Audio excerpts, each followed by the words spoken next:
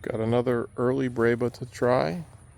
This tree here is Conde, and I've heard some say it is in the Mount Etna family.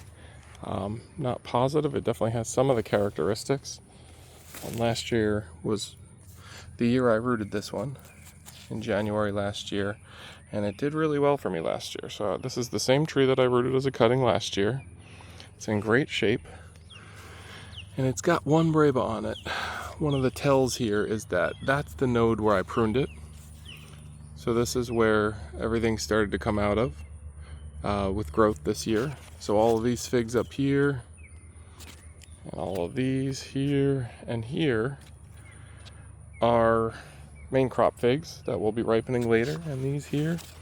So for a tree that I rooted a little over, about a year and a half ago, it's got quite a few figs on it, more than 40, which is nice. It's not that big. It's only shoulder height on me. And then the first Breba, and only Breba on this tree. If it is a Mount Etna variety, Mount Etna trees do produce Breba sometimes. Not that often, and we will see. So I will pick it right here. Almost missed this one. It looks like it's either started to ferment a bit, or it could be perfectly ripe, actually. I didn't know this was here. I was just kind of doing a little bit of weeding and saw this. So sometimes when I do see that they're ripening, especially Breba season where it's just a few figs ripening, I will put an organza bag around it just so that the animals don't get to it. Breba season, the organza bags, they're helpful all season for specific varieties, but in Breba season, there's so few ripening that when the animals do find them, they get them pretty quickly. So I will give this one a taste. So this is Conde here, and I'm about to give it a try and cut it open. Trying to kind of show off what it looks like. This Breba, sometimes they're all a little different, has an elongated neck. The figs on this tree, I don't remember usually having a very elongated neck, but maybe a little bit.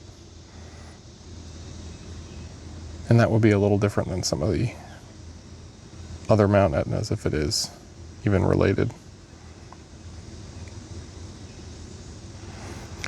And for a pretty ripe fig, it does have a closed eye there, which is always helpful in humid climates.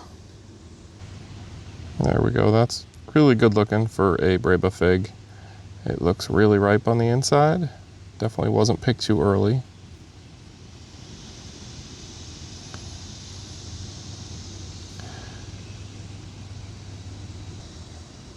Give one of these halves a try.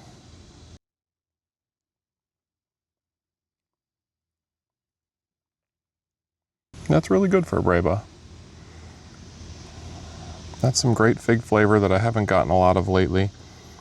And Breba often have sort of lighter tones, more of a peach or figgy flavor. And this one has a bit of that berry flavor that this tree normally has for me. Very good variety and very good Breba. It's not extremely sweet. It's not as sweet as this same variety's figs will be on the main crop, but still really good, and I am impressed. And I'm glad I picked it when I did, because the ants would have gotten to it if I left it any longer than this. This is about where I usually like to leave them. When you can squeeze them, and they're very soft. They're soft up to the neck, which is almost has like a, it sounds gross, but a fleshy feel to it. It's very, very soft. And we're going to be getting a few more Breba this afternoon, hopefully.